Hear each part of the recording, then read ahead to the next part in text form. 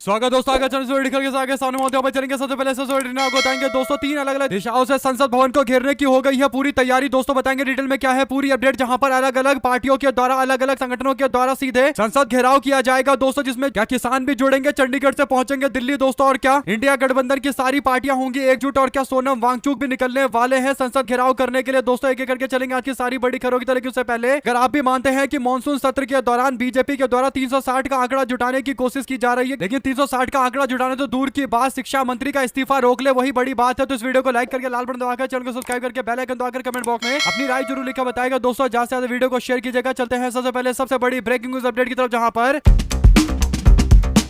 20 तारीख से संसद का सत्र शुरू होने जा रहा है दोस्तों, यानी 20 तारीख से लेकर 20 जुलाई से लेकर 13 अगस्त तक ये कार्यक्रम चलने वाला है दोस्तों। ऐसे में संसद के सत्र को लेकर जो बड़ी अपडेट आ रही है वो ये कि अलग अलग संगठनों के द्वारा संसद का घेराव करने की जानकारी दी जा रही है दोस्तों। जो बड़ी अपडेट है वो ये कि महिला आरक्षण से जुड़ी नारी शक्ति वंदन अधिनियम को लागू करने की मांग को लेकर कांग्रेस पार्टी की महिला कार्यकर्ता संसद भवन का घेराव करेंगी। 20 तारीख को शुरू होने वाला संसद का सत्र और 21 जुलाई को दिल्ली में आयोजित होगा आंदोलन। झारखंड सहित देश भर से अलग अलग जगह से महिला कांग्रेस की कार्यकर्ता संसद घेराव के लिए पहुंचने जा रही है और संसद की तरफ रुख करेंगी दोस्तों। और ये कांग्रेस पार्टी का अकेला संगठन नहीं है दोस्तों, इसके साथ ही कांग्रेस पार्टी के इंडियन यूथ कांग्रेस की तरफ से भी छात्रों की गूंज कार्यक्रम के अभियान को संसद तक पहुंचाने का फैसला लिया गया है। अगस्त में संसद घेराव करने के लिए युवा कांग्रेस भी दिल्ली पहुंच रहा है दोस्तों। और मामला यही नहीं रुकता, बल्कि जम्मू कश्मीर के अंदर पूर्ण राज्य का दर्जा दिलाने की मांग को लेकर उमर अब्दुल्ला ने बड़ा ऐलान किया है कि वो बिना किसी देरी के 20 जुलाई को राष्ट्रीय राजधानी क्षेत्र यानी एनसीआर के अंदर प्रदर्शन करेंगे, और ये प्रदर्शन जम्मू और कश्मीर के अंदर पूर्ण राज्य का दर्जा दिलाने की मांग को लेकर किया जाएगा। मुख्यमंत्री उमर अब्दुल्ला ने कहा कि वो जम्मू कश्मीर को पूर्ण राज्य का दर्जा बहाल करने में हो रही अनुचित देरी का विरोध करेंगे, और 20 जुलाई से राष्ट्रीय राजधानी में प्रदर्शन के नए चरण की घोषणा की गई है दोस्तों। ऐसे में ये एक और मोर्चा खोला जाएगा दोस्तों। साथ ही साथ सोनम वांगचुक से जुड़े जंतर मंतर पर चल रहे प्रदर्शन में भी ऐलान किया गया है कि संसद का घेराव किया जाएगा। तो ऐसे में इंडिया गठबंधन की पार्टियां भी पूरी तरीके से एकजुट है। शिवसेना, यूबीटी, टीएमसी पार्टी में तोड़ करने के लिए यानी तोड़फोड़ करने के लिए बीजेपी के खिलाफ मोर्चा खोलेंगे दोस्तों। तो सारे के सारे संगठन हो, पार्टियां हो, अलग अलग तरीके के गुट हो, सबके सब मिलकर, नागरिक संगठन हो, सब मिलकर दिल्ली की ओर रुख करेंगे दोस्तों। एक तरीके से संसद घेराव एक बड़े स्तर पर होने जा रहा है। मॉनसून सत्र के दौरान बीजेपी को जैसे तैसे 360 का आंकड़ा इकट्ठा करके अपने आप को स्थापित करना है, और 17 अप्रैल को जो बीजेपी को एक मुंह की खानी पड़ी थी दोस्तों, उसको भाजपा वाले भुला नहीं पा रहे और 360 का आंकड़ा जुटाने में लगे पड़े हैं। लेकिन 360 का आंकड़ा बीजेपी वाले अगले 10 दिनों तक नहीं जुटा पाएंगे दोस्तों। अगले चुनाव में तो भाजपा पूरी तरीके से हारने की स्थिति में जा रही है, और ऐसे में बीजेपी वालों को लग रहा है कि जैसे तैसे परिसीमन करवा लो। अगर परिसीमन करा लिया तो सीट अपने हिसाब से तय कर देंगे, और उसके बाद आप लोग जानते हैं कि 2047 तक सरकार चलाने का जो दावा बीजेपी वाले करते हैं, उसके लिए जरूरी है कि इनको जैसे तैसे परिसीमन करवाना है दोस्तों। इसीलिए 360 का आंकड़ा जुटाने के लिए सारे हथकंडे अपनाए जा रहे हैं। अगर आप भी मानते हैं कि 360 का आंकड़ा जुटाना तो दूर की बात, बीजेपी वाले अपने मंत्री का इस्तीफा रोक ले इस बार संसद के सत्र के दौरान, तो बड़ी बात होगी। तो अपनी राय जरूर लिख के बताएगा दोस्तों। ज्यादा से ज्यादा वीडियो को शेयर कीजिएगा। चलते हैं एक और बिग न्यूज अपडेट की तरफ, जहां पर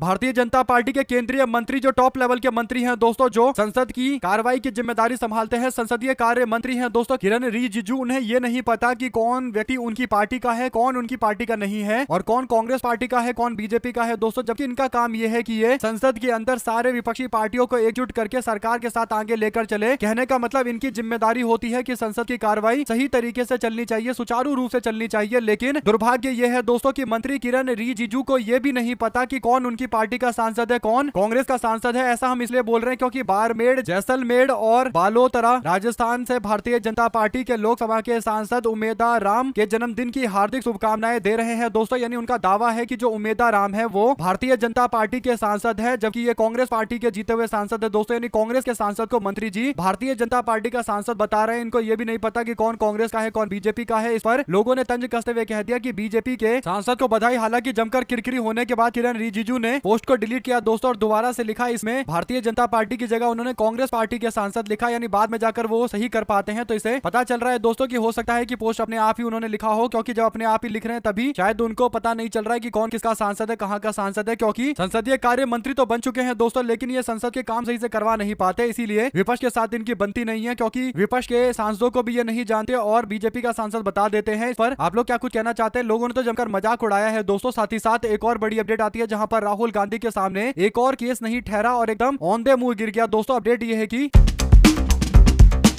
रायबरेली से कांग्रेस पार्टी के सांसद और लोकसभा के नेता प्रतिपक्ष राहुल गांधी को सुल्तानपुर से बड़ी राहत मिली है। दोस्तों, केंद्रीय गृह मंत्री अमित शाह पर आपत्तिजनक टिप्पणी प्रकरण में एमपी एमएलए विशेष अदालत ने उनकी आवाज मिलाने की निगरानी याचिका को निरस्त कर दिया है। दोस्तों, जज श्याम मोहन जायसवाल ने लोकसभा में नेता प्रतिपक्ष राहुल गांधी के खिलाफ बीजेपी के नेता उस रिवीजन याचिका को निरस्त कर दिया है जिसमें राहुल गांधी की आवाज दाखिल सीडी से मिलान करने की मांग की गई थी। दोस्तों, उनका प्रार्थना पत्र पहले विशेष मजिस्ट्रेट ने भी निरस्त कर दिया था। अब मानहानि के मूल मुकदमे में 18 जुलाई को सुनवाई होनी है। प्रकरण लगभग 8 वर्ष पुराना है। आरोप है कि 2018 में कर्नाटक विधानसभा चुनाव के दौरान राहुल गांधी ने बेंगलुरु के एक प्रेस वार्ता के दौरान बीजेपी के तात्कालिक राष्ट्रीय अध्यक्ष और वर्तमान गृह मंत्री अमित शाह के खिलाफ एक आपत्तिजनक टिप्पणी की थी और बाद में आवाज को मिलाने के लिए बोला गया था, जिसे लेकर दायर निगरानी याचिका को निरस्त कर दिया गया है। तो कुल मिलाकर दोस्तों, चौतरफा कोशिश की जा रही है कि कैसे भी फंसाया जाए, यानी ट्रैप में फंसाने की कोशिश की जा रही है दोस्तों। लेकिन कांग्रेस पार्टी सारे ट्रैप से बचकर निकल जा रही है और राहुल गांधी के सामने ज्यादातर जो केस है वो ऑन द मुंह गिर रहे हैं। तो इस पर आप लोग जो भी कुछ कहना चाहते हैं अपनी राय जरूर लिखकर बताएगा और ज्यादा से ज्यादा वीडियो को शेयर कीजिएगा। साथ साथ चलते हैं एक और बड़ी अपडेट तरफ, जहां पर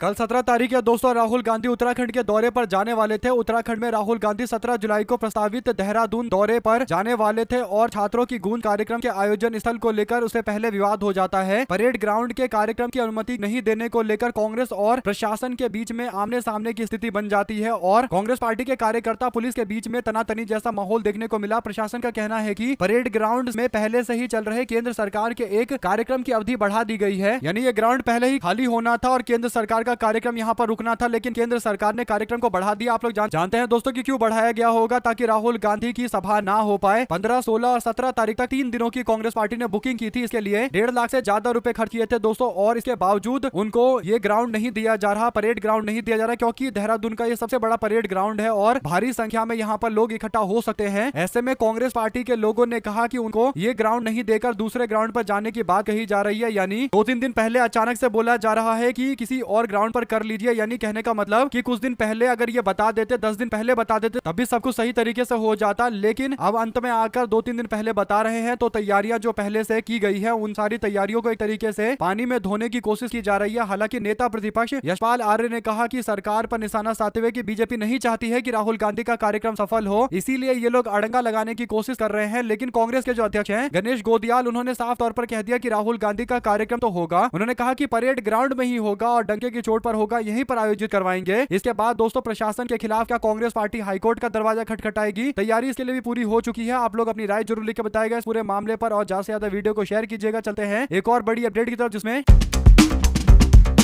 सोनम वांगचुक पर उनके समर्थन में देश के प्रमुख आंदोलनकारी नेता और नगीना के सांसद चंद्रशेखर आजाद भी पहुंच गए। दोस्तों, ये आंदोलन सिर्फ छात्रों की आवाज नहीं बल्कि देश भर में उठ रहे जन समर्थन का प्रतीक बन चुका है। सवाल अभी वही है, क्या सरकार इस बढ़ते जन दबाव को सुनेगी? और लगातार दबाव तो बनता जा रहा है, लेकिन क्या सुनेगी? ये सवाल तो हमेशा रहेगा दोस्तों। इसी के साथ में पत्रकार अभिषेक उपाध्याय कहते हैं कि आज तक एक कॉन्क्लेव के अंदर जोरदार हंगामा हुआ, यानी आज तक न्यूज चैनल के द्वारा एक कॉन्क्लेव बुलाया गया था। ये खासकर राम मंदिर के मुद्दे को लेकर बुलाया गया था, जहां पर इंडियन यूथ कांग्रेस यानी युवा कांग्रेस के लोग मौजूद थे दोस्तों। और युवा कांग्रेस के लोगों ने कुर्सी से उठकर जोर जोर से नारे लगाने शुरू कर दिए और इन सारे लोगों के खिलाफ ये नारे लगे दोस्तों। और चढ़ावा चोरी पर सरकार का बचाव कर रहे हनुमानगढ़ी के महंत राजू दास को एनएसयूआई के नेताओं ने आड़े हाथ लिया। बड़ी मुश्किल से बीच बचाव हुआ दोस्तों। अयोध्या कांड के बीच ही लंका कांड हो गया। लोगों ने तंज कसते हुए कहा कि अब जो अयोध्या से जुड़े हुए हैं, राम मंदिर से जुड़े हुए हैं, उनको जवाब देने के लिए तो आना ही पड़ रहा है। और ये बड़ी बात है, दबाव बनाया जा रहा है कि जवाब तो इनको देना ही देना पड़ेगा। इंडियन यूथ कांग्रेस जहां दिखाई देती है वहां पर दोस्तों समा बांध देते हैं और अपने तरीके से बता देते हैं कि वो लोग उपस्थित है, क्योंकि इंडियन यूथ कांग्रेस आजकल देश के अंदर एक ऐसी संगठन, एक ऐसी व्यवस्था है दोस्तों जो कहीं ना कहीं किसी भी बड़े आंदोलन में दिखाई देती है और असली मुद्दे जो जनता के मुद्दे हैं उसके इर्द गिर्द जोर शोर से सवाल खड़ा करती है। आप लोग की जो भी राय है दोस्तों लिखकर जरूर बताएगा। ज्यादा से ज्यादा वीडियो को शेयर कीजिएगा। चलते हैं एक और बड़ी अपडेट की तरफ, जहां पर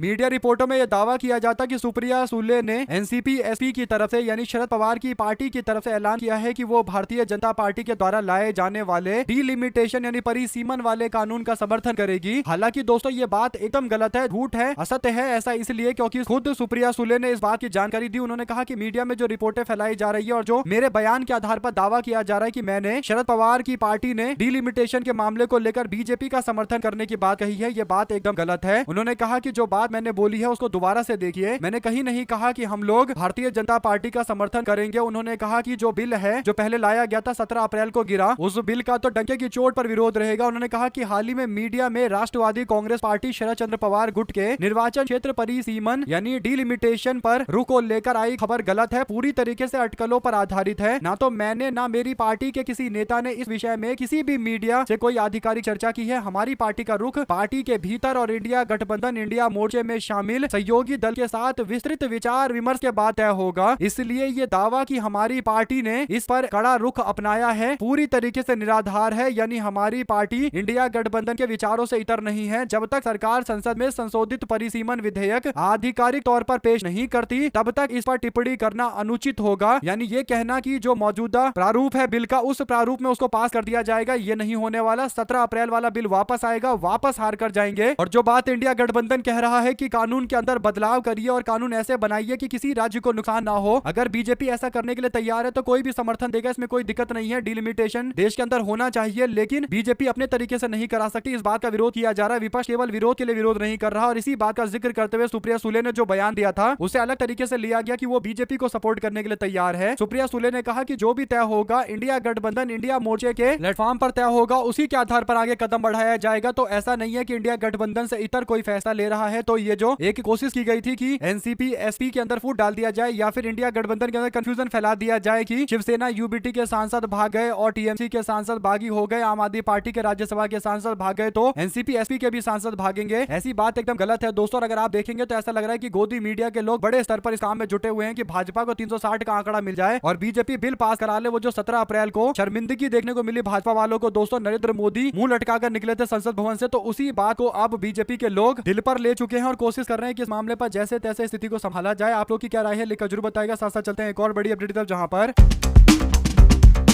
महादेव ऐप का घोटाला आपने कई बार सुना होगा दोस्तों। छत्तीसगढ़ के अंदर जब 2000 भूपेश बघेल की लोकप्रियता सबसे ज्यादा होती है दोस्तों, और छत्तीसगढ़ के अंदर माना जा रहा था कि छत्तीसगढ़ में वापसी करेंगे भूपेश बघेल, और ज्यादातर सर्वे में ये बात एकदम खुलकर सामने आ गई थी। लेकिन छत्तीसगढ़ में एक जो मुद्दा सबसे ज्यादा बीजेपी के लोगों ने भुनाया दोस्तों, वो महादेव सट्टा ऐप को लेकर था। ऐसे में इस ऐप के घोटाले को लेकर बार बार मुख्यमंत्री यानी भूपेश बघेल के इर्द गिर्द के लोगों को फंसाया जा रहा था और बार बार खबरों में केवल एक ही बात चल रही थी कि भूपेश बघेल का करीबी पकड़ा गया, भूपेश बघेल का करीबी पकड़ा गया, भूपेश बघेल से जुड़े हुए तार, और इस तरीके की शब्दों का इस्तेमाल किया जा रहा था दोस्तों, ताकि मुख्यमंत्री भूपेश बघेल की छवि को खराब किया जाए और जैसे तैसे सत्ता की चाबी हासिल की जाए। राज्य की जनता इस बात को लेकर गुमराह हो गई दोस्तों, और कुछ ही परसेंटेज यानी 2-3% से चुनाव इधर से उधर हो गया और कांग्रेस पार्टी चुनाव हार गई, जबकि छत्तीसगढ़ कांग्रेस को आराम से जीतना चाहिए था। लेकिन परसेप्शन की लड़ाई में और जिस तरीके से एजेंसियों का दुरुपयोग किया गया और मीडिया का दुरुपयोग किया गया दोस्तों, उस कारण से हारे भूपेश बघेल। लेकिन अब महादेव ऐप को लेकर छत्तीसगढ़ के कांग्रेस के नेताओं को फंसाया गया दोस्तों। उसमें ईडी ने बीजेपी के नेता को गिरफ्तार किया है। महादेव ऐप से जुड़े हुए अवैध सट्टाबाजी और मनी लॉन्ड्रिंग के मामले में ईडी ने बीजेपी के नेता विकास गर्ग को गिरफ्तार किया है। द स्क्रॉल की रिपोर्ट में बताया गया कि ईडी ने Mahadev online booking, sky exchange, अवैध सट्टेबाजी और मनी लॉन्ड्रिंग के मामले को लेकर बीजेपी के नेता विकास गर्ग को गिरफ्तार किया। 1 साल से अधिक समय के बाद 10 जुलाई को जारी बयान में ईडी ने खुलासा किया है कि गर्ग पर महादेव ऐप और अवैध सट्टाबाजी के मामले में संलिप्तता के लिए धन शोधन निवारण अधिनियम 2002 यानी prevention of money laundering act 2002 के तहत मुकदमा चलाया जा रहा है। उन्हें मंगलवार को इस मामले में गिरफ्तार किया गया। दिल्ली बीजेपी के आर्थिक प्रकोष्ठ के संयोजक विकास गर्ग को अगस्त 2024 में बीजेपी ने जिम्मेदारी दी थी दोस्तों। यानी जो बीजेपी के नेता गिरफ्तार हो रहे हैं उनकी बातों को दबा दिया जाता है। 1 साल के बाद लोगों को पता चला, लेकिन जब रिपोर्ट में छानबीन की गई तब जाकर ये बातें पता चली। और अब इन रिपोर्टों से पता चलता है कि कैसे एक मुख्यमंत्री जो क्षेत्र के अंदर जमकर काम करते हैं दोस्तों, और उनके खिलाफ परसेप्शन इस तरीके से बना दिया जाता है कि चुनाव हार जाते हैं। ऐसे में छत्तीसगढ़ की जनता पछताई रही होगी कि उन्होंने भूपेश बघेल को लेकर जो अफवाहें फैलाई गई उस पर विश्वास कर लिया। और एक तरीके से अफवाहें हर तरीके से फैलाई जाती है, सरकारी संस्थानों का इस्तेमाल, उसके बाद गोदी मीडिया का तो पूरा इकोसिस्टम है ही है। साथ साथ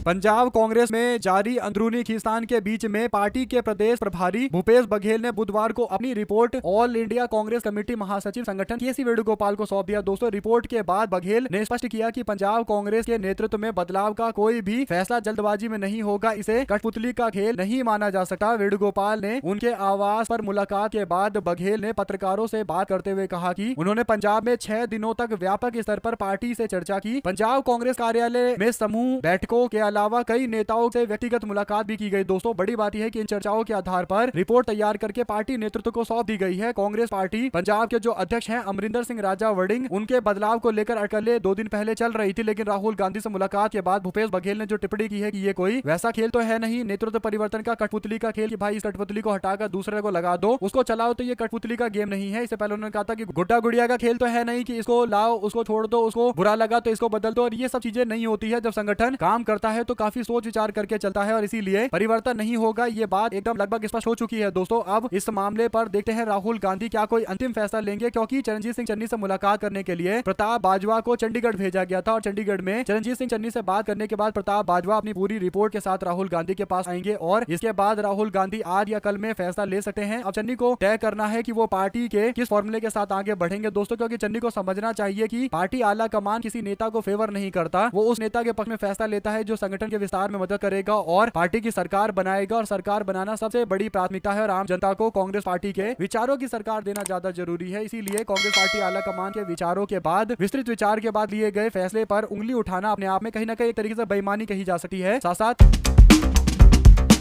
संयुक्त प्रगतिशील गठबंधन यानी यूपीए के दूसरे कार्यकाल के दौरान मुख्य निर्वाचन आयुक्त रहे एस.वाई. कुरैशी ने कहा कि वो अपने कार्यकाल में उन्हें सरकार की ओर से किसी भी तरीके का दबाव का सामना नहीं करना पड़ा। साथ ही कुरैशी ने कहा कि उस समय चुनाव आयोग की छवि ऐसी थी कि कोई ऐसा करने की हिम्मत भी नहीं कर सकता था, यानी केंद्र सरकार ने कभी भी, कांग्रेस पार्टी की केंद्र सरकार ने कभी भी दखल देने की कोशिश नहीं की, चुनाव आयोग पर कंट्रोल नियंत्रण करने की कोशिश नहीं की। अब ये बात जो बोल रहे हैं दोस्तों वो एस.वाई. कुरैशी खुद बोल रहे हैं, जबकि एस.वाई. कुरैशी इस बात के लिए जाने जाते रहे हैं कि वो कांग्रेस पार्टी के मंत्रियों के खिलाफ भी कार्रवाई कर देते थे, उनके बयान को लेकर भी कार्रवाई कर दिया करते थे। तो एक इंडिपेंडेंट जो चुनाव आयोग होता था, यानी एक स्वायत्त संस्थान जो चुनाव आयोग होती थी, वो उस दौर में होती थी। और एस.वाई. कुरैशी इस बात का जिक्र करते हुए जनता के सामने बता रहे हैं कि कभी चुनाव आयोग पर कांग्रेस पार्टी की सरकार ने, यानी डॉक्टर मनमोहन सिंह की सरकार ने दबाव नहीं बनाया। और ये जरूरी है किसी भी स्वायत्त संस्थान के लिए कि उसके ऊपर किसी भी राजनीतिक दल का या फिर राजनीतिक शक्तियों का कोई प्रभाव ना हो। जो कार्यपालिका है उसको अपना काम करना चाहिए और अलग अलग जो संस्थानें हैं उनको अपना काम करने देना चाहिए। तो अगर बीजेपी की सरकार इन पर दबाव बनाती है तो ये दबाव सही नहीं माना जाता। और एस.वाई. कुरैशी कहीं ना कहीं इनडायरेक्ट तरीके से बता भी रहे हैं कि पहले कोई दबाव नहीं था, तो इसका मतलब ये है कि आज की स्थिति क्या है आप लोग समझ सकते हैं दोस्तों। साथ साथ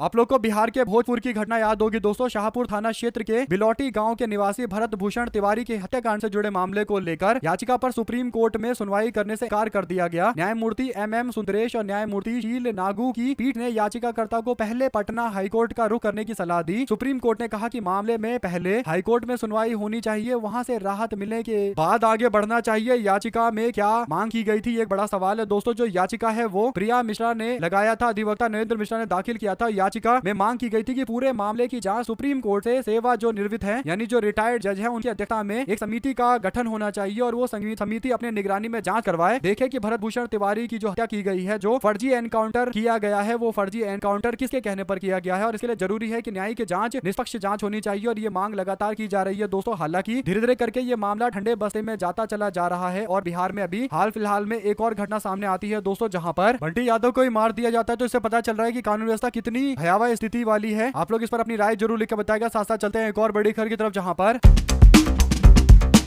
कांग्रेस के नेता अबरार अहमद ने मेरे खिलाफ चुनाव लड़ा था। वसुंधरा राजे इस बात को बोलती है। वसुंधरा राजे का एक ट्रांसक्रिप्ट है दोस्तों, जो उनका बयान आया है उस बात को लेकर, जिसमें वसुंधरा राजे कहती है कि अबरार अहमद कांग्रेस पार्टी के नेता ने मेरे खिलाफ चुनाव लड़ा था। कुछ समय के बाद जब उनका निधन हुआ तो उनका पार्थिव शरीर कांग्रेस पार्टी के कार्यालय में रखा गया। तब मैं वहां जाकर उनको श्रद्धांजलि देने के लिए गई तो उस समय कांग्रेस के लोग वहां पर ज्यादा संख्या में मौजूद नहीं थे। मेरे बहुत से जो शुभ चिंतक है उन्होंने कहा कि आपको कांग्रेस पार्टी के कार्यालय में नहीं जाना चाहिए था। इस पर वसुंधरा राजे कहती है कि तब मैंने कहा कि इंसानियत राजनीति की लक्ष्मण रेखा से ऊपर होती है। कांग्रेस के नेता अबरार अहमद कांग्रेस पार्टी के दिग्गज नेता थे दोस्तों, पूर्व केंद्रीय मंत्री थे और 5 मई 2004 को उनका निधन हुआ था और इसी घटना का जिक्र कर रही थी। एक तरीके से उन्होंने मैसेज भेजने की कोशिश की है जो भाजपा के लोग हैं दोस्तों, जो आपस में विद्वेष फैलाते रहते हैं, यानी विपक्ष के साथ जबरदस्ती के पंगे लेते रहते हैं और विपक्ष की पार्टी को हर तरीके से दबाने की कोशिश करते रहते हैं। और कहीं ना कहीं वसुंधरा राजे कांग्रेस पार्टी के साथ में एक नैतिकता वाला संबंध रखती थी, यानी किसी भी तरीके से कांग्रेस के नेताओं को परेशान नहीं किया जाता था और राजनीतिक मतभेद थे, वैचारिक मतभेद थे, लेकिन उस स्तर पर उतर कर ईडी के छापेमारी करवा दिया, पुलिस वाले से गिरफ्तार करवा दिया, वैसी हरकतें नहीं करती थी। और इसीलिए उनको लेकर भारतीय जनता पार्टी के जो शीर्ष नेतृत्व के लोग हैं दोस्तों, वो कहीं ना कहीं एक सख्त रुख रखते थे और इसी बात की ओर संकेत भी कर रही है वसुंधरा राजे। हालांकि उन्होंने खुलकर बातें नहीं बताई है। साथ साथ